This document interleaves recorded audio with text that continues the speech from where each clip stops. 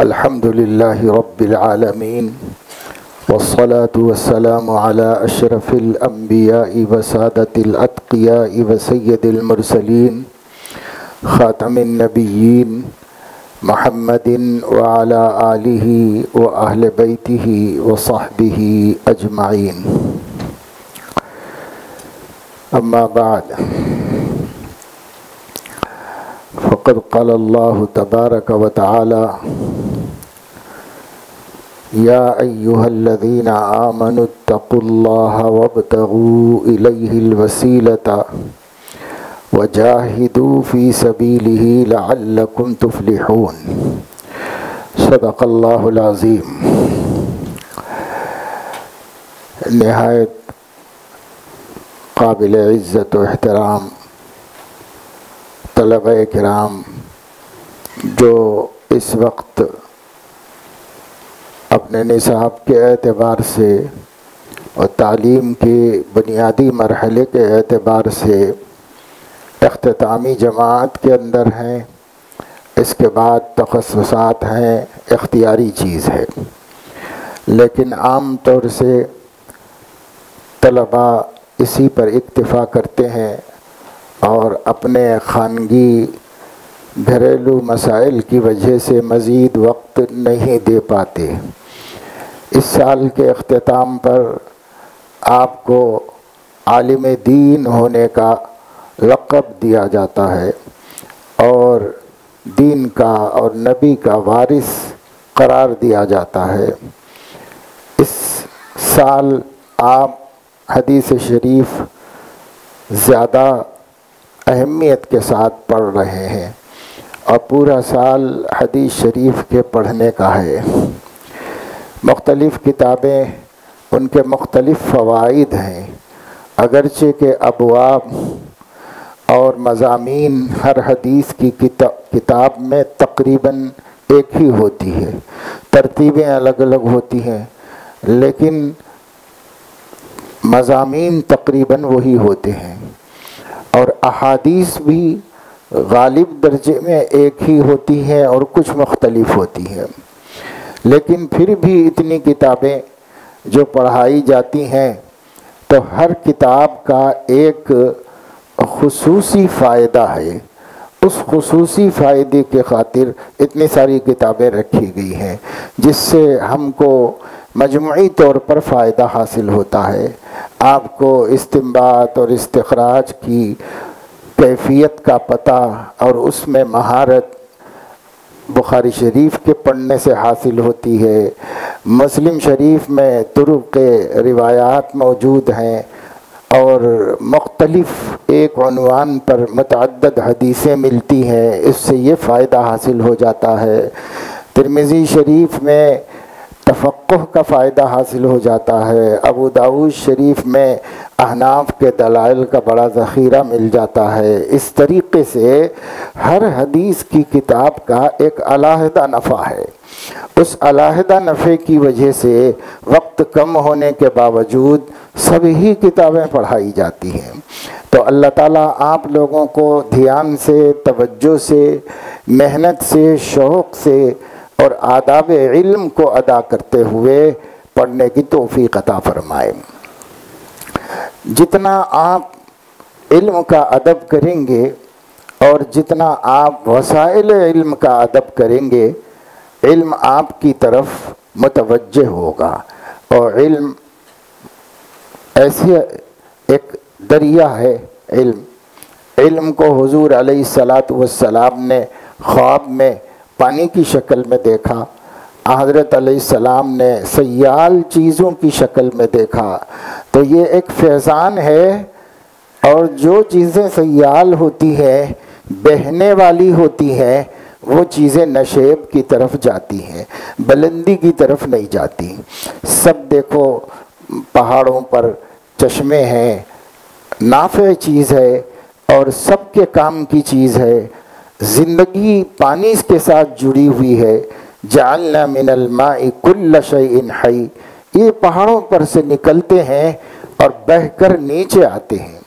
کہیں آپ نے نہیں دیکھا ہوگا کہ پانی نیچے سے اوپر کی طرف جا رہا ہو. جو بہنے والی چیزیں ہوتی ہیں وہ اوپر سے نیچے کی طرف آتی ہیں. علم بھی عالم مثال میں ایک سیال حقیقت ہے. وہ فیضان اللہ تعالیٰ فرماتے ہیں اپنے خزانہ علم سے.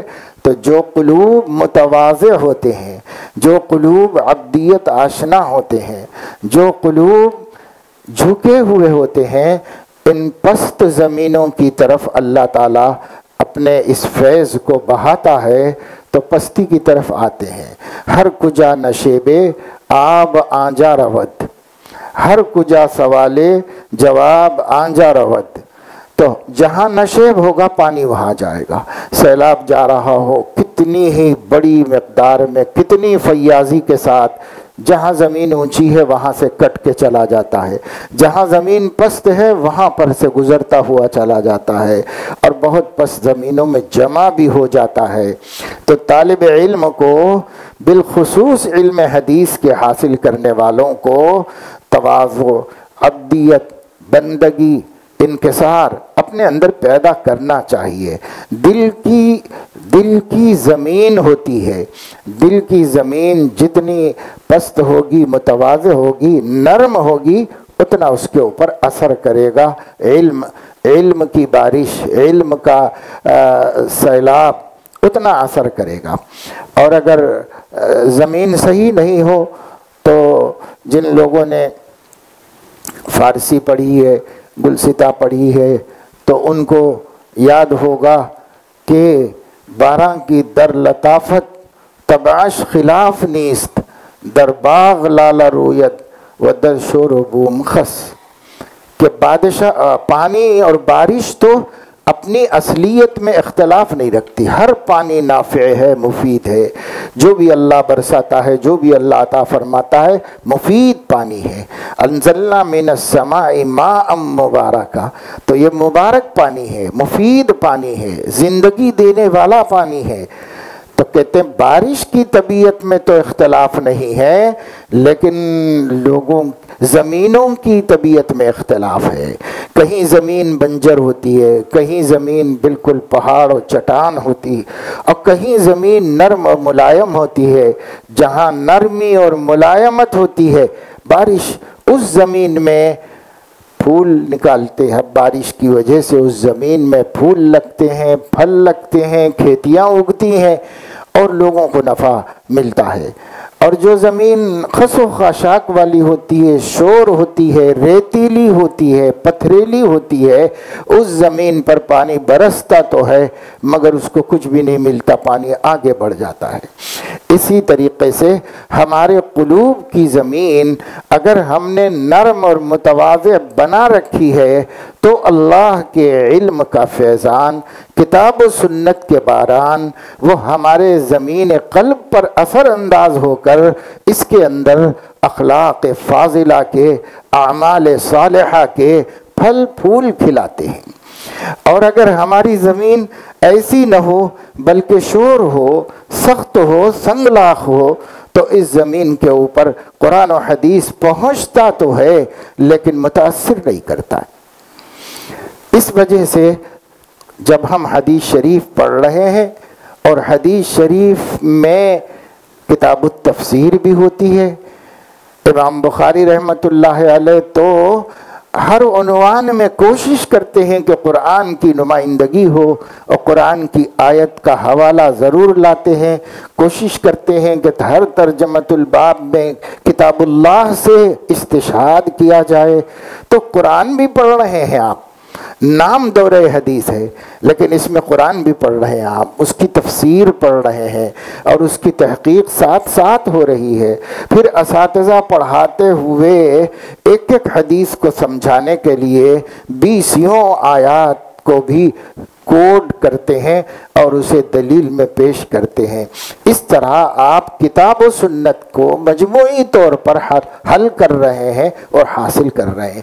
اور کتاب و سنت ہی ہمارا دین ہے، اس لیے یہ ہمارے دین کے فیضان کا وقت ہے. قلوب جتنے ملائم ہوں گے اتنا فیض حاصل کریں گے، اور قلوب جتنے سنگلاخ اور سخت اور شور ہوں گے اتنا محروم رہیں گے.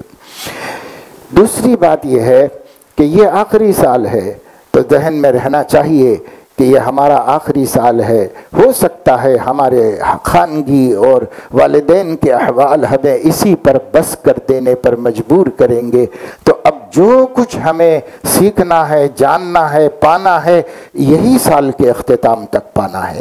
یہ دھیان اور توجہ رکھنا چاہیے اس کی طرف۔ ایک بزرگ گزرے ہیں حضرت مولانا محمد اکرام صاحب رحمۃ اللہ علیہ، جو ڈابھیل کے مدرسہ تعلیم الدین کے سابق شیخ الحدیث تھے۔ ایک مرتبہ حیدرآباد میں علماء کی ایک مجلس میں یہ سوال فرمایا کہ آپ لوگ جانتے ہو کہ مدرسے کو مادر علمی کیوں کہا جاتا ہے؟ حالانکہ پدر کا مقام اونچا ہے، تو اس کو پدر علمی بھی تو نام رکھا جا سکتا تھا، لیکن اس کا نام پدر علمی کہیں بھی نہیں سنو گے۔ سب لوگ کہتے ہیں فلاں مدرسہ میرا مادر علمی ہے، سب اس کو مادر کہتے ہیں، پدر کوئی نہیں کہتا۔ ماں مانتے ہیں، باپ نہیں مانتے اس کو، کیوں؟ تو لوگوں کا دھیان نہیں گیا اس سوال کی طرف، تو خاموشی رہے سب لوگ۔ تو حضرت نے فرمایا بات دراصل یہ ہے کہ مادر علمی اس لیے کہا جاتا ہے مدرسے کو کہ بچے کو جس قدر بننا ممکن ہوتا ہے وہ ماں کے شکم ہی میں بنتا ہے۔ اگر وہاں سے کامل پیدا ہوا، خوبصورت پیدا ہوا، حسین پیدا ہوا، صحت مند پیدا ہوا، کامل الاعضاء پیدا ہوا اور معتدل جثہ پیدا ہوا، تو وہ ایسا ہی رہے گا، پھر اس کو کوئی خراب نہیں کر سکتا۔ لیکن اگر ماں کے پیٹ میں عیب دار رہا، ناقص بن کر کامل بنے بغیر پیدا ہو گیا، تو پھر وہ نقص اس کے عمر بھر کا روگ ہو جاتا ہے، اس نقص کی تلافی مشکل ہو جاتی ہے۔ اس وجہ سے مدرسے کو مادر علمی کہا جاتا ہے۔ ایک عالم کو عالم میں اپنا وجود منوانے کے واسطے، اپنا اثر اور اپنا فیض انسانیت تک پہنچانے کے واسطے، خلق خدا کو ہدایت کی راہ دکھانے کے واسطے جتنی صلاحیتوں کی ضرورت ہے، اگر مدرسے کے شکم میں نہیں پیدا ہوئیں تو پیدا ہونے کے بعد، باہر نکلنے کے بعد، کام میں اتر جانے کے بعد، میدان عمل میں آ جانے کے بعد آپ اپنی ان کوتاہیوں کا احساس بھی کرو گے تو اس کو تکمیل کرنے اور پورا کرنے کے مواقع ہاتھ سے جا چکے ہوں گے۔ اس لیے جس کے پاس جتنا کم وقت ہے مدرسے میں، اس کو اتنا زیادہ فکر مند ہو جانا چاہیے، اتنا زیادہ اس کو اپنے اوقات کی حفاظت کرنا چاہیے۔ دور حدیث پڑھنے والے طالب علم کے لیے پورے سال میں چند منٹ بھی فضولیات کے لیے نہیں ہیں، چند لمحے بھی۔ سچائی پوچھو اور اپنے اسلاف کو دیکھو تو ایک دوسرے کی خیر خیریت لینے کا ٹائم بھی نہیں۔ اس قدر مشغول 9 کتابیں پڑھنے والے کیا فارغ ہوں گے اور کیا وقت ملے گا ان کو؟ بلکہ ہمارے ہاں تو دور حدیث میں سارا وقت اسباق میں چلا جاتا ہے۔ مطالعہ، تحقیق، اسٹڈی کرنے کا تو ٹائم نکالنا پڑتا ہے، خود سے کہاں سے نکل پاتا ہے؟ کچھ ضروریات زندگی ہے، کچھ کھانا پینا ہے، صفائی ستھرائی ہے، پاکیزگی میں ٹائم چلا گیا، کچھ نمازوں میں ٹائم چلا گیا، اور کچھ ٹائم ہمارا سارا کا سارا پڑھنے میں چلا گیا، تو بچا کیا ہمارے پاس؟ اس لیے ایک ایک لمحے کو سنہرا سمجھ کر، قیمتی سمجھ کر استفادہ کر لینا چاہیے۔ اس سال آپ کے پاس کوئی وقت فضولیات کے لیے نہیں، سارا وقت کتاب کے لیے ہے، سارا وقت تحقیق کے لیے ہے، سمجھنے کے لیے۔ مسائل کو اچھی طرح سمجھنا، اور مسائل کو جو طالب علم اچھی طریقے سے سمجھے گا اور مسائل سے زیادہ اصول اور کلیات کو سمجھے گا تو وہ فقیہ بنے گا۔ آج اتنے طلبہ فارغ ہوتے ہیں، ہزاروں، پورے ہندوستان کے مدارس کا مجموعہ ہزاروں فضلاء کی شکل میں سامنے آتا ہے۔ ان ہزاروں میں فقیہ کون ہے؟ ان ہزاروں میں مفسر قرآن کون ہے؟ ان ہزاروں میں محدث کہاں ہے؟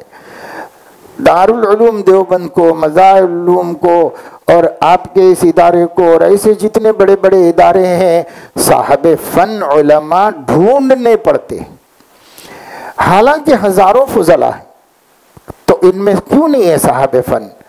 وجہ اس کی یہ ہے کہ آج کے اس دور میں ہم لوگوں نے پڑھنے کے زمانے کو بہت ہی لغو و لایانی میں ضائع کیا ہے۔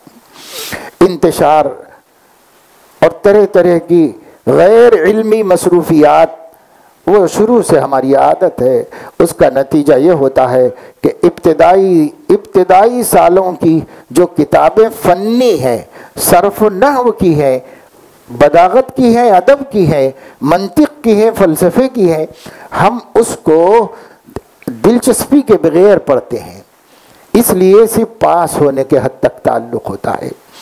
جب ہم آ جاتے ہیں قرآن کی تفسیر پڑھنے پر، جب ہم آ جاتے ہیں حدیث شریف پڑھنے پر، تو ہمیں احساس ہوتا ہے کہ وہ جتنی چیزوں کو ہم نے ضائع کیا ہے غفلت کی وجہ سے، آج ان سب کے نہ ہونے سے لولی لنگڑی تعلیم چل رہی۔ اگر وہ ہم اچھے ہوتے ابتدا میں تو آج ہمارا پڑھنے کا انداز کچھ اور ہوتا، اور پھر ہمیں محدثین ملتے، مفسرین ملتے، فقہا ملتے۔ فقیہ وہ نہیں ہے جو مسئلہ بتا دے، وہ تو مفتی صاحب ہیں، 1 سال کورس کر لو تو بھی آپ کو پتہ چل جائے گا مسائل کیسے ڈھونڈنا چاہیے اور پوچھنے والے کو مسئلہ کیسے بتانا چاہیے۔ آج ہمارے مفتی وہ مراجع بھی نہیں دیکھتے۔ جو طلبہ کو کہا جائے کہ صاحب اتنا کام کر کے لاؤ تو اردو فتاویٰ دیکھ کے اس میں سے ڈھونڈ ڈھانڈ کے نکال کے بہرحال اس کے اندر پھر حوالہ مل جاتا ہے، تو اس حوالے کو بہت کم افتاء کرنے والے مرجع تک پہنچتے ہیں، ماخذ تک پہنچتے ہیں، بہت کم، باقی سب اسی طریقے سے مفتی بن جاتے ہیں۔ ایک نام میں اضافہ ہو جائے گا مولانا مفتی، ورنہ صرف مولانا رہ جاؤ گے، ایک بڑھ جائے گا لقب آپ کا، اور بس اس کے علاوہ کچھ بھی صلاحیت نہیں۔ مسائل کو مراجع سے نکالنا بھی نہیں آتا، اس طریقے کی ہماری پڑھائی ہوتی ہے اس دور میں۔ اس وجہ سے طالب علموں کو چاہیے کہ وہ جتنا وقت بھی اب اللہ نے آپ کو دیا ہے، والدین نے اور جب تک پڑھنے کی اجازت دے رکھی ہے، بعض طالب علم اپنی عمر کے اعتبار سے مناسب عمر میں دورہ کر رہے ہیں تو ان کے والدین ان کو اور پڑھنے کا موقع دیتے ہیں، اور بعض طالب علم عمر کے اعتبار سے اچھی خاصی عمر میں پہنچ کر دورہ کر رہے ہیں تو ان کے گھر والوں کی طرف سے اب گنجائش نہیں ہوتی کہ مزید کیا پڑھو گے، 2 سال پہلے سے ہی پوچھتے ہیں اور کب تک پڑھیں گا اور کب تک پڑھیں گا بول کے پوچھ رہے، تو ابھی کب تک پڑھے گا، اب کیا بولے گا پڑھنے کے لیے فارغ ہو کے بھی۔ تو اس وجہ سے بہت کم وقت ہے، کم وقت کا صحیح استعمال کیجئے اور خوب محنت سے پڑھیے، صلاحیت اپنے اندر پیدا کیجئے۔ جتنا میں نے شروع میں بتایا عبدیت اور بندگی کا مزاج ہوگا، اللہ اپنے علم کا فیضان فرماتا جائے گا اور علم ملتا چلا جائے گا۔ علم مستحی کو اور متکبر کو اللہ نے کبھی نہیں دیا ہے، اس وجہ سے ہمیں تحقیق میں اور اپنے جہل کے اظہار میں شرم نہیں کرنا چاہیے۔ شرم کرنے والے کو علم نہیں آتا ہے، اور متکبر کو بھی علم نہیں آتا ہے کہ تکبر کی وجہ سے ہم اپنے جہل کا اظہار نہ کریں۔ شفاء العی السؤال، جہل کا علاج، جہل کے مرض کا علاج سوال ہے، پوچھنا ہے، اور علماء نے سوال کو نصف العلم کہا ہے، مگر ہم کرتے ہی نہیں ہیں، اب بس سنتے ہیں، جیسے بیانات سنتے ہیں، جیسے اس وقت آپ ایک بیان سن رہے، بس ایسے ہی درس بھی سنتے ہیں، حالانکہ درس سنتے نہیں ہیں، درس کو سننا، سمجھنا، محفوظ کرنا ہوتا ہے۔ طالب علم کے ہاتھ میں قلم ہونا اور طالب علم کے سامنے کاپی ہونا وہی طالب علم ہے۔ امام شافعی رحمۃ اللہ علیہ فرماتے ہیں کہ علم جو ہے وہ ایک شکار ہے اور کتابت جو ہے وہ اس کا جالا ہے۔ اگر آپ کے پاس جال نہیں ہوگا تو شکار پکڑو گے کیسے، قابو کیسے کرو گے اس کے اوپر؟ اس لیے طالب علم کے سامنے کتاب، کاپی اور قلم ہر وقت ہونا چاہیے، ہر وقت رہنا چاہیے، یہ اس کی بنیادی ضرورت ہے۔ اور اس کا استعمال کیا کرنا چاہیے؟ جو چیز آپ کو اچھی طرح سمجھ میں آ گئی اس کو محفوظ کر لینا چاہیے، جو چیز آپ کو نہیں سمجھ میں آئی دوسرے کالم میں اس کو لکھ لینا چاہیے کہ ابھی یہ سمجھنا باقی ہے، ابھی اس کو پوچھنا ہے۔ اس لیے جو سمجھ میں آ گئی اسے بھی ایک کالم میں لکھو کہ صاحب یہ بہت اچھا علم آج مجھے حاصل ہوا، آج میرا ایک جہل دور ہوا، آج میرا ایک ڈاؤٹ کلیئر ہوا، اس کو بھی لکھ لینا چاہیے۔ اور جو چیز ہماری بالکل سمجھ میں نہیں آئی اسے بھی لکھ لینا چاہیے، ورنہ تو ہم بھول جائیں گے کہ کیا سمجھ میں آیا تھا، کیا نہیں سمجھ میں آیا تھا، کیا باقی ہے سمجھنے کے واسطے، یہ نہیں رہے گا۔ تو بہت سے طالب علم کاغذ قلم کو ہاتھ ہی نہیں لگاتے۔ جب کاغذ قلم کو ہاتھ نہیں لگاؤ گے، اللہ نے جو سورس دیا ہے، جو ذریعہ دیا ہے، وہ اسی کا تو دیا ہے، الذی علم بالقلم۔ تو آپ کے ہاتھ میں قلم نہیں ہے تو علم کیسے آئے گا؟ اس لیے ہر طالب علم کو، بعض اساتذہ آتے ہیں ہمارے پاس، ان سے کہیں سائن کرنے کے لیے کہا جائے تو سائن کرنے کے لیے قلم پوچھتے ہیں، قلم کی طرف دیکھتے ہیں، ان کے اپنے جیب میں نہیں ہوتا، تو ہمیں کہنا پڑتا ہے کہ واہ بھائی کیا استاد ہے، جس کے پاس علم تو ہے قلم نہیں، کیسا استاد ہے۔ اس لیے طالب علم بھی وہ طالب علم نہیں ہے جس کے پاس قلم نہیں، اس کا قلم ہونا چاہیے، اور صرف اپنے جیب کی خوبصورتی کے واسطے نہیں ہونا چاہیے، بلکہ علم کے ذریعے کے طور پر ہونا چاہیے۔ ایک طالب علم قلم خرید رہے تھے مدرسے کے سامنے دکان پر، میں گیا تو میں نے کہا کیا کر رہے ہو؟ تو کہا قلم خرید رہے۔ تو قلم تو اتنا یہاں لگا ہوا ہے جیب میں، یہ کام نہیں آتا؟ تو بولے کہ نہیں، یہ صرف لگانے کا ہے، اور یہ لکھنے کے لیے خرید رہا ہوں، سمجھے نہیں؟ تو قلم بھی جو ہے اب لباس کا ایک جز بن گیا ہے، لباس کے حسن و خوبصورتی کا ایک حصہ بن گیا ہے۔ اس لیے ایک شاندار سا پین لگا ہوا رہنا چاہیے۔ وہ کاہے کے لیے رہنا چاہیے؟ تو اسی لیے کہ ہمارا جیب خوبصورت لگے بس۔ اور علم کے لیے، پڑھنے کے لیے، لکھنے کے لیے قلم اس دور میں استعمال میں نہیں آتا عام طور سے، اس لیے ایسا نہیں ہونا چاہیے۔ وہ عالم نہیں جس کے پاس کاغذ قلم نہیں ہے، وہ کیا کرے گا؟ پہلے لوگ تو جیب میں ہمیشہ کاغذ رکھتے تھے اور کان پر پینسل لگا کے رکھتے تھے، کیونکہ اوزار ہے، جیسے کارپینٹر پینسل لگا کے رہتا ہے، یہاں سے نکالا کام، کیونکہ بار بار استعمال میں آنے والے۔ ہمارے یہاں ایک بزرگ تھے حضرت مولانا نور اللہ قادری صاحب رحمۃ اللہ علیہ، انتقال کر گئے، بسا بزرگ آدمی تھے۔ تو وہ تیلگو زبان میں، جو ہمارے علاقے کی زبان ہے، دینی کتابوں کے ترجمے کرتے تھے۔ اس کا بڑا سلیقہ اور ذوق اللہ نے ان کو دیا تھا، 100 سے زائد بڑی بڑی اہم کتابوں کا ترجمہ انہوں نے زندگی میں کیا۔ تو میں نے ان کو کئی سفروں میں دیکھا کہ ان کے ایک تھیلی ہوتی تھی، اس تھیلی میں کاپیاں رکھی ہوئی ہوتی تھی، خالی کاپی، اور ایک پینسل ان کے یہ پگڑی میں یہاں لگا ہوا ہوتا تھا پینسل ہمیشہ۔ تو اگر بس اسٹاپ پہ ٹھہریں گے، بس آنے تک لکھنا شروع کر دیتے تھے۔ مسجد میں آئیں گے، سنتیں پڑھ لیں گے، تحیۃ المسجد پڑھ لیں گے، جماعت کھڑے تک لکھنا شروع کر دیتے تھے، کوئی لمحہ خالی نہیں ہوتا، ہمیشہ لکھتے رہتے تھے، ہمیشہ لکھتے تھے۔ حضرت تھانوی رحمۃ اللہ علیہ کے فروع الایمان کا انہوں نے جب ترجمہ تیلگو میں کیا تو ایک دفعہ مجھ سے فرمانے لگے کہ مولانا 100 سے زائد لوگ اس کتاب کو پڑھ کر میرے ہاتھ پر ایمان لائے، یعنی تو علم، عالم یہ ہے، عالم کا فیض اس طرح پہنچتا ہے لوگوں تک، اور کہاں کہاں تک چلا جاتا ہے عالم کا فیض، یعنی تو ہم کو عالم بننا چاہیے صحیح معنوں میں۔ عالم وہ ہے جس کا بغیہ، جس کا مطلوب، جس کا مرغوب، جس کا محبوب، جس کی پسند علم ہے، جس کا سب کچھ علم ہے، وہ عالم ہے۔ اور اگر ہم بہت ساری پسند رکھتے ہیں تو صحیح سے عالم نہیں، صحیح عالم وہ ہے۔ حضرت مولانا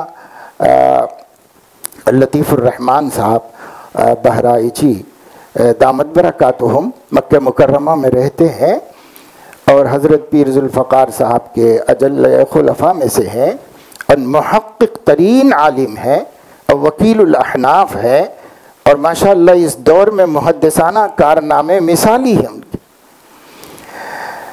لیکن میں نے کئی دفعے ان کو دیکھا کہ کرتا پہنے ہوئے ہیں، کرتا کہیں سے پھٹا ہوا ہے، اور جو ہے ان کو پریس کرنے کی استری کی کوئی خاص پرواہ نہیں ہے، کسی چیز کی طرف دھیان نہیں، اب صرف تحقیق، علم علم علم اسی میں لگے ہوئے، ذرا سا آرام کر لیا، کچھ کھا لیا، پھر کام میں لگ گئے، کام میں لگ گئے، کام میں لگ گئے۔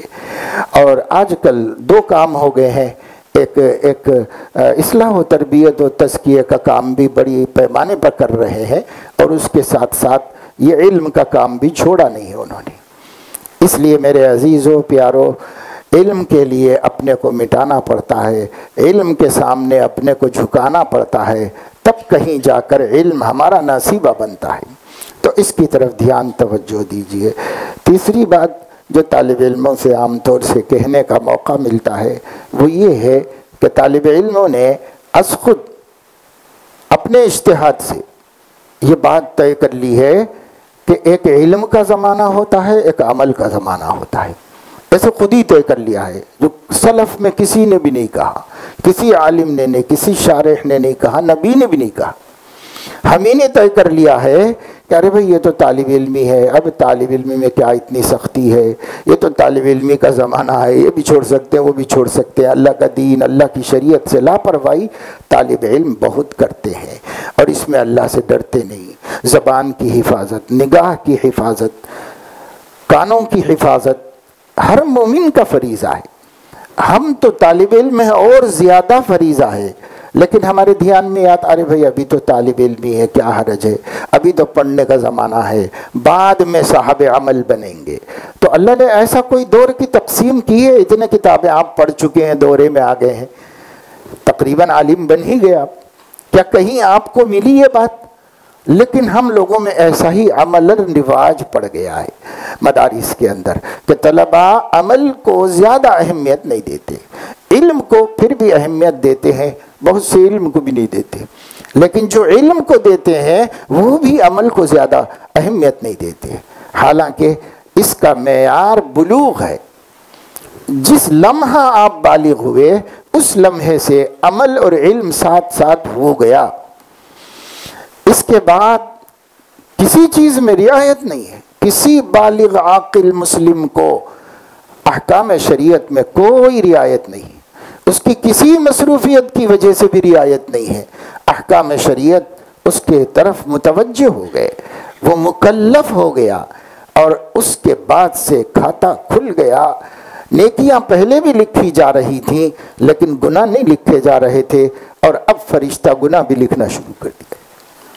فرض کرو کوئی آدمی آج کے دن میں اس وقت میں 8:30 پر پیدا ہوا تھا اور اب 15 سال کا ہوا، اور آپ لوگ تو سب اس سے بڑے ہی ہیں، لیکن فرض کرو کہ اب 8:30 پر اس کی عمر 15 سال کی ہو گئی، تو یہ بایاں والا فرشتہ بھی قلم اٹھا لیا ہے، اب اس کے لیے لکھنا شروع کر دے گا، اب وہ گناہوں کو محفوظ کرے گا۔ ام یحسبون انا لا نعلم سرهم ونجواهم بلا ورسلنا لديهم یکتبون، ہمارے فرشتے بھیجے ہوئے، ہمارے مرسل انہی کے قریب میں بیٹھ کر لکھ رہے ہیں، سب کچھ محفوظ کر رہے ہیں۔ ہم کو اس کا احساس رہنا چاہیے۔ جس طالب علم کو اس کا احساس نہیں، اس کی زندگی صاف شفاف نہیں ہو سکتی، اس کی زندگی میں نورانیت نہیں ہو سکتی، اور جس زندگی میں نور نہیں اس زندگی میں علم نہیں آ سکتا۔ علم کے حروف اور نقوش تو آپ کو آ جائیں گے، اب ممکن ہے آپ امتحان میں اعلیٰ درجے سے پاس بھی ہو جائیں، لیکن علم جس حقیقت واقعہ کا نام ہے، علم جس فضل الہی کا نام ہے، علم جس نور آسمانی کا نام ہے، اس سے محروم ہی رہے گا، وہ نہیں ملے گا اس کو۔ اس وجہ سے طالب علم کو صاحب عمل ہونا چاہیے، صاحب ورع و تقوی ہونا چاہیے، پرہیزگاری سیکھ لینا چاہیے آپ کو۔ طلب علم کے زمانے ہی میں اللہ سے ڈرنا سیکھ لینا چاہیے، خوف و خشیت سیکھ لینا چاہیے، اللہ کے ہونے کا احساس، اللہ کے دیکھنے کا یقین ہمارے قلوب میں اتنا پیدا ہو جائے کہ جو کام وارث رسول کے شایان شان نہیں ہے اس کا تو ہم خیال بھی نہ کریں۔ کرنا تو بہت دور کی بات ہے، ہمیں خیال بھی نہ ہو، کیونکہ ہم وارث رسول ہیں، وارث نبی ہے۔ نبی کتنی پاک باز زندگی گزارتے تھے، ان کا وارث کیسے وہ کام کر سکتا ہے جو ناپاک ہے، منکر ہے، فحشا ہے، ناپسندیدہ ہے؟ اس سے بچنا چاہیے۔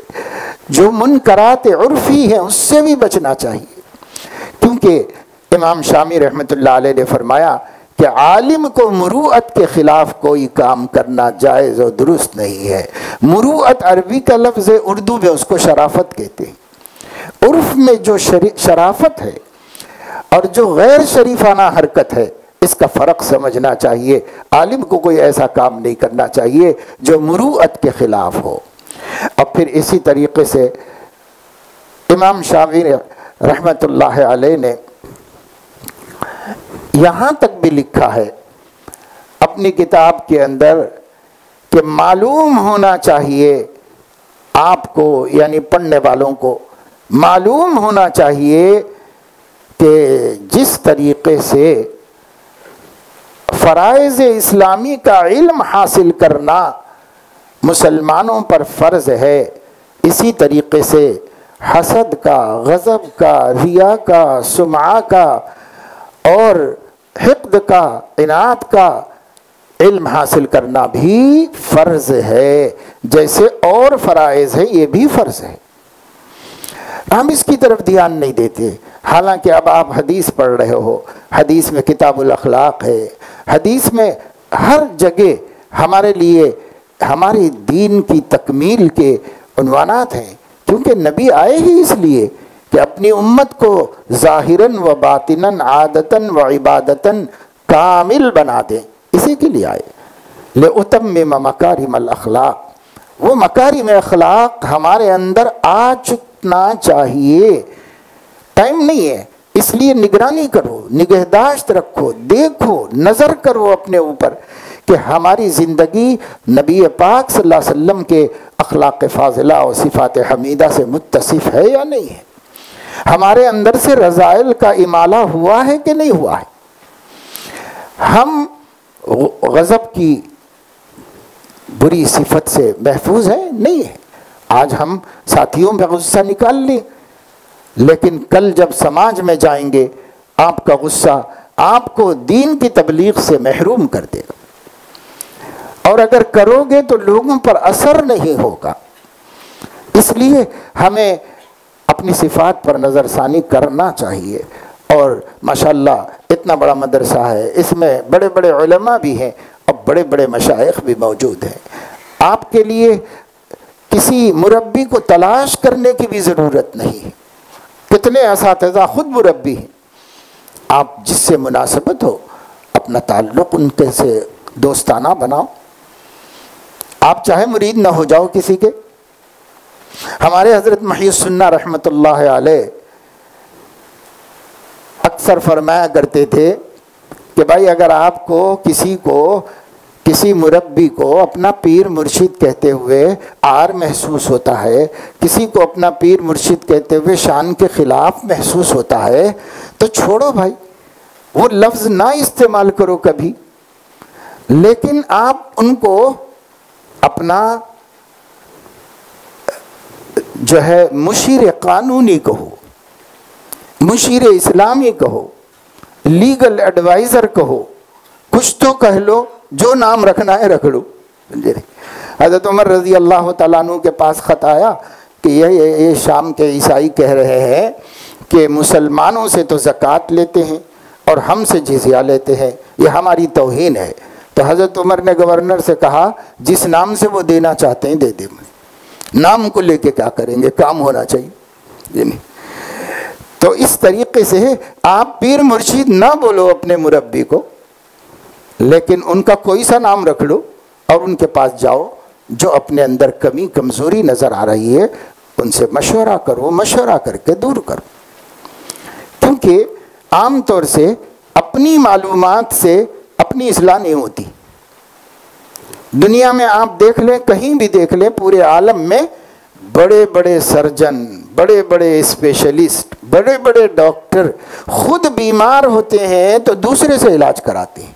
حالانکہ وہ سینکڑوں ہزاروں کا خرچ کرتے ہیں، لیکن اپنی بیماری کا علاج دوسرے سے کراتے ہیں، کیونکہ بیماری کی نفسیات ہی یہ ہے کہ دوسرا پکڑ سکتا ہے، دوسرا سمجھ سکتا ہے۔ اور یہ جو ہمارے روحانی امراض ہیں وہ تو اتنے خفیہ ہیں اور اتنے چھپے ہوئے ہیں کہ بعض بیماریوں کے بارے میں علماء نے فرمایا عمریں نکل گئیں لیکن مرض نہیں نکلا، عمریں نکل گئیں۔ جیسے حب جاہ ہے، مشائخ فرماتے ہیں بڑے بڑے مشائخ کی زندگیاں گزر گئیں مجاہدے کرتے ہوئے، لیکن حب جاہ کچھ نہ کچھ جراثیم باقی رہ گئے، نکلے نہیں۔ تو حضرت فرماتے تھے کہ بھئی کسی نام سے صحیح اپنی اصلاح کرو، اپنا تزکیہ کرو، اپنی تربیت کرو۔ حضرت حکیم اختر صاحب رحمۃ اللہ علیہ نے فرمایا قد افلح من زکاہا، کہا جس نے نفس کا تزکیہ کرایا، کر لیا نہیں کرایا، اس لیے کرانا ہی پڑتا ہے، تو کرائیں، اپنی کمزوریوں کو دور کریں۔ بہت مشکل ہوتی ہے۔ ایک بہت بڑے بزرگ گزرے ہیں بنگلہ دیش میں، ڈھاکہ میں رہتے تھے، حافظ جی حضور کے نام سے مشہور تھے، بڑی لمبی عمر پائی، 100 برس سے بھی زیادہ، حکیم الامت حضرت تھانوی رحمہ اللہ کے خلیفہ تھے۔ علم بہت تھا ان کو۔ انہوں نے پہلے اپنے وطن میں دورہ کیا، پھر ڈھاکہ کے ایک بڑے مدرسے میں دورہ کیا، پھر مدرسہ امینیہ میں کیا، اس زمانے میں تقسیم نہیں ہوئی تھی، دلی میں مدرسے امینیہ میں دورہ پڑھا، پھر مظاہر سہارنپور میں جا کر دورہ کیا، پھر دارالعلوم دیوبند میں جا کے حضرت کشمیری سے دورہ کیا۔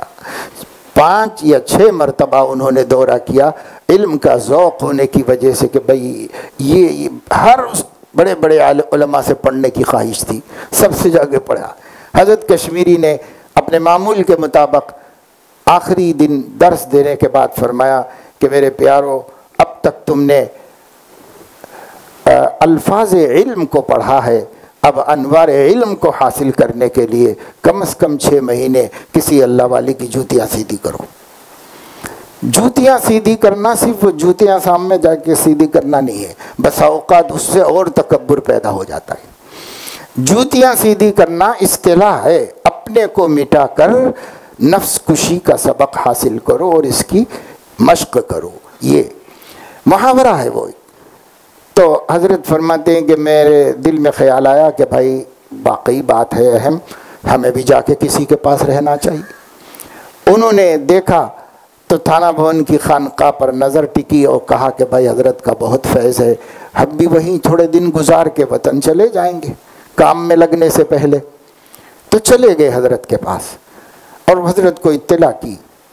حضرت نے کہا ٹھیک ہے، اچھی بات ہے، وہاں یہی کام ہوتا تھا۔ تو فرماتے ہیں انہوں نے خود لکھا ہے کہ اب میں سوچا کہ کیا کروں۔ حضرت نے فرمایا اپنے امراض، اپنی کوتاہیاں سوچ سوچ کر کاپی رکھو، اس میں لکھ کر کے دو، اور جو طریقہ علاج کا بتایا جائے اس پہ عمل کرتے رہو، اس طرح ایک ایک کمی اپنی دور کرتے رہو۔ یہ طریقہ بتا دیا۔ تو پہلا خط لکھنے کے لیے بیٹھے تو سوچا کہ بھائی کیا لکھوں، اس واسطے کہ وہ اس دور کے طالب علم تھے جس دور میں دارالعلوم دیوبند کے بارے میں حضرت حکیم الاسلام نے فرمایا چوکی دار سے لے کے محتمم تک سب صاحب نسبت۔ تو ایسے دور کے طالب علم تھے وہ، نماز تو چھوڑتے نہیں تھے، گناہوں سے کوئی دلچسپی نہیں تھی، مدرسے میں پڑھتے پڑھتے ہی ولی اللہ بن جاتے تھے طلبہ۔ اس لیے اب کیا کمی ہے حضرت کو لکھے؟ الحمدللہ سب اچھا، بڑے بڑے اولیاء سے پڑھا تھا تو سب ٹھیک ہی تھا، کچھ نہیں سمجھ میں آیا۔ تو پہلے خط میں لکھا کہ حضرت کافی غور کرتا ہوں تو مجھے کچھ نہیں سمجھ میں آ رہا ہے، قابل اصلاح کوئی چیز ہے کچھ بھی سمجھ میں نہیں آ رہی مجھے۔ الحمدللہ سب معمولات اچھے ہیں، اخلاق و صفات اچھے ہیں، اور کچھ ایسی غلط بات سمجھ میں نہیں آ رہی۔ تو حضرت نے فرمایا یہی لکھ کے دو کہ میرے اندر تکبر ہے، میں اس کا علاج کرانا چاہتا ہوں۔ تو انہوں نے یہ لکھ کے دیا کہ حضرت تکبر کی اتنی نفرت ہے میرے دل میں کہ تکبر ہونا مجھے متحقق نہیں ہے، اس لیے میں کیا اس کو لکھوں؟ تو حضرت نے فرمایا کہ یہ نہ ماننا بھی تو تکبر ہے، اس لیے اس کو لکھ کے دو کہ میرے اندر تکبر ہے۔ تو انہوں نے لکھ کر کے دیا. تو حضرت نے فرمایا کہ اس کا علاج یہ ہے کہ آپ کل فجر کی نماز کے بعد جب میں سلام پھیر چکوں تو خانقاہ کی مسجد میں کھڑے ہو کر کے پہلی صف میں نماز پڑھو اور میرے سلام پھیرنے کے بعد کھڑے ہو کے اعلان کرو کہ بھائیو میں تکبر کا مریض ہوں، میرے واسطے دعا کیجیے. یہ اعلان کرو. اب اتنا بڑا عالم 6 سال سے تو دورہ ہی کر رہا ہے، اور اتنا بڑا عالم اور نیک آدمی، اور ماشاءاللہ اس زمانے کے طلباء کا بہت اونچا مقام تھا. اور مسجد میں اعلان کرنا، مسجد میں گاؤں کے محلے کے لوگ بھی آتے ہیں، عوام الناس بھی ہوتے ہیں، خواص بھی ہوتے ہیں، کیسے کروں؟ تو فرماتے ہیں کہ وہ جواب پڑھنے کے بعد یہ طے کر لیا کہ خانقاہ تو عشاء کے بعد بند ہو جاتی ہے، کوئی باہر نکل نہیں سکتا، لیکن میں جب سب ناظم خانقاہ سو جائیں گے تو دیوار کود کے چلا جاؤں گا یہاں سے. یہ دوا میں پی نہیں سکتا اور یہ علاج ہو نہیں سکتا یہاں سے نکل جانا ہی بہتر ہے. یہ طے کر لیا، اور یہ طے کر کے بستر باندھ لیا، اپنا سامان وغیرہ سب طے کر کے رکھ لیا. لیکن چونکہ خود نیک آدمی تھے، متبع سنت تھے، تو فرماتے ہیں کہ جب میں آدھی رات کے بعد اٹھا اور اپنا قصد پورا کرنا چاہا تو خیال آیا کہ بھئی سفر سے پہلے 2 رکعت نماز پڑھ لینا چاہیے. اس لیے میں نے وضو بنایا اور 2 رکعت نماز پڑھی اور اس کے بعد دعا کیا. جب دعا کر رہا تھا تو دل میں یہ بات آئی کہ اگر تو متکبر نہیں ہے تو مسلمانوں سے دعا کی درخواست کرنے میں تجھے کیا پریشانی؟ کیوں نہیں کرنا چاہ رہا ہے مسلمانوں سے دعا کی درخواست؟ اس سے کیا عزت چلی جائے گی؟ اس سے کیا مقام و مرتبہ گر جائے گا؟ اللہ کی طرف سے اچھی باتیں دل میں آتی گئیں. انہوں نے جب ہاتھ پھیر لیا تو کہتے ہیں کہ میرے دل میں یہ بیٹھ گیا کہ نہیں جانا ہے اور یہ کام کرنا ہے. چنانچہ بستر بچھا کے لیٹ گئے. فجر کی اذان ہوئی، دل دھڑکنے لگا، پیر بوجھل ہو گئے، بڑی مشکل سے صف اول میں گئے.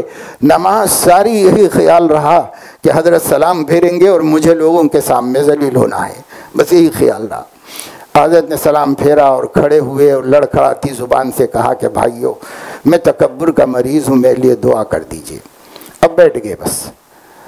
تو حضرت نے خود لکھا ہے ایک مضمون میں اپنے قلم سے کہ وہ دن تھا اور آج کا دن ہے، اللہ نے تکبر میرے اندر سے نکال دیا. اگر اس دن نہ نکلتا تو آج میں بھی ایک متکبر فرعون بنا رہتا، لیکن اللہ نے اس دن نکال دیا میرے دل سے. تو ایسے ایسے مجاہدات لوگوں کو کرنے پڑتے ہیں. لوگ اس سے گزرے، ہم سے بہت اچھے لوگ گزرے ان چیزوں سے اور اچھے سے اچھے بن گئے. ہم لوگوں میں تو بڑی کمیاں ہیں، ہمارے اندر تو بہت سی کوتاہیاں ہیں. ہماری اصلاح کی تو بہت زیادہ ضرورت ہے. ہمارے ساتھی، ہمارا ماحول ایسا بھی نہیں ہے جیسا پہلے زمانے میں مدرسوں کا ہوا کرتا تھا. اس دور میں نہیں ہے. یہ الگ بات ہے کہ پھر بھی اور ماحولوں سے یہ بڑا اچھا ماحول ہے مدارس کا، لیکن پھر بھی پہلے کے مقابلے میں اب ویسا نہیں رہا. تو اس وجہ سے یہ کمیاں، یہ کوتاہیاں آپ کو اس کی فکر بھی کرنا چاہیے. آپ کسی نقص کے ساتھ مت نکلو مدرسے سے. مدرسے میں ہر ضرورت کی چیز اپنے اندر پیدا کرو اور اس کے لیے فکر کرو. اللہ سے تعلق بھی پیدا کرو. تعلق مع اللہ کے بغیر کچھ بھی نہیں ہو سکتا.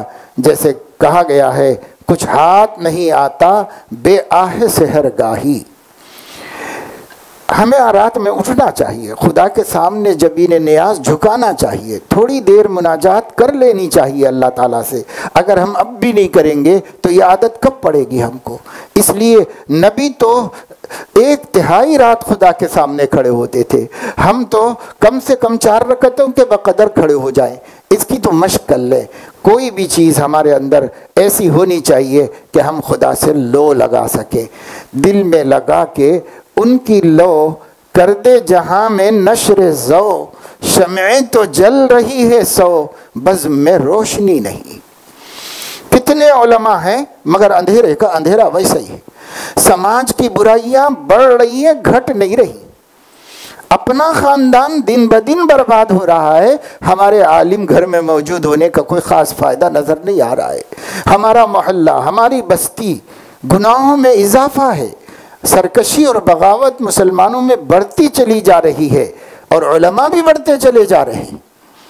کبھی ہم علماء کو بلاتے تھے کسی میٹنگ کے سلسلے میں ہمارے علاقے میں، تو 20-25 جڑ گئے تو بہت جڑ گئے تھے پوری ریاست سے۔ اور ہم نے خود اب ایسے پروگرام کیے کہ بھئی علماء کو بلایا تو جو آ گئے وہ 2,500-3 ہزار ہوئے، اور جو نہیں آئے وہ خدا جانے اور کتنے۔ تو کسی بھی علاقے میں جاؤ، آپ کے اس مہاراشٹر کا کنارہ ہے اور مہاراشٹر کے بھی بہت سے طلبہ یہاں ہیں، اور مولانا کا فیض مہاراشٹر میں بہت سے مدارس کی شکل میں چل رہا ہے۔ تو مہاراشٹر میں بھی کیا ہے، ہر دن سنگ دلی بڑھتی جا رہی ہے، ہر دن حالات بد سے بدتر ہو رہے ہیں۔ اور ایک اسٹیٹ کی بات نہیں، ہمارے پاس بھی یہی صورتحال ہے، ہر جگہ ملک میں یہ صورتحال ہے۔ اتر پردیش میں جاؤ، دلی میں جاؤ، مسلمان جتنا غافل جی رہا ہے شاید ہی کوئی قوم اس قدر غفلت کے ساتھ جی رہی ہوگی۔ یہ صورتحال کو بدلنا ہے آپ لوگوں کو۔ اگلے ہی سال سے بہت سے اتنے بیٹھے ہوئے، ان میں سے بہت سوں کو اگلے ہی سال سے قوم کے حالت بدلنے کے لیے میدان میں اتر جانا ہے۔ ہو سکتا ہے تھوڑے کچھ آگے بھی پڑھیں گے، لیکن بہت سے چلے بھی جائیں گے، کام شروع کر دیں گے۔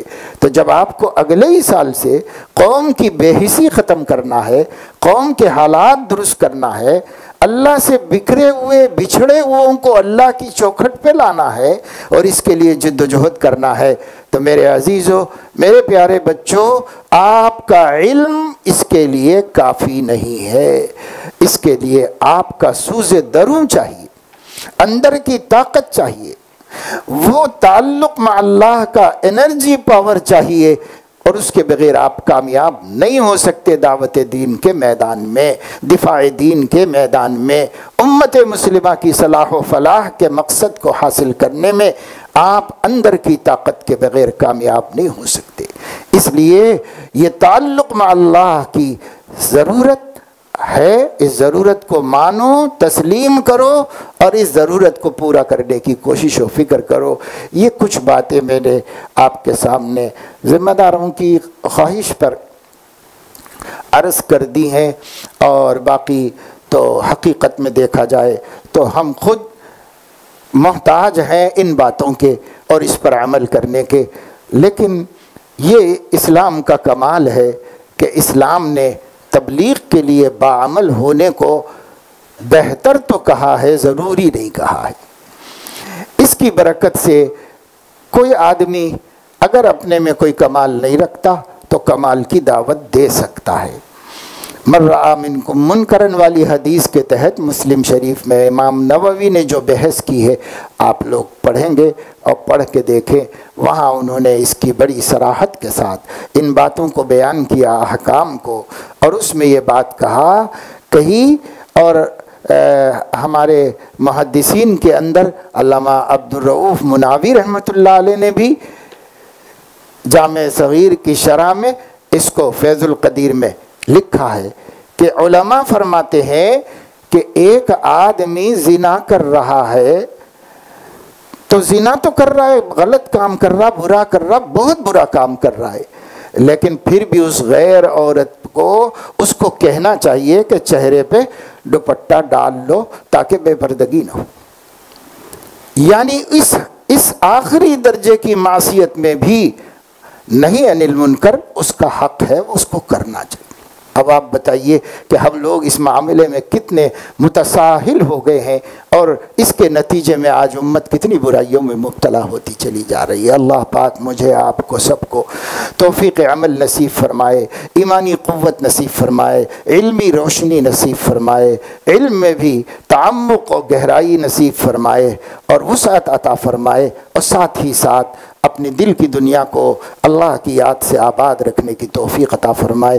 آمین۔ وآخر دعوانا الحمد للہ رب العالمین۔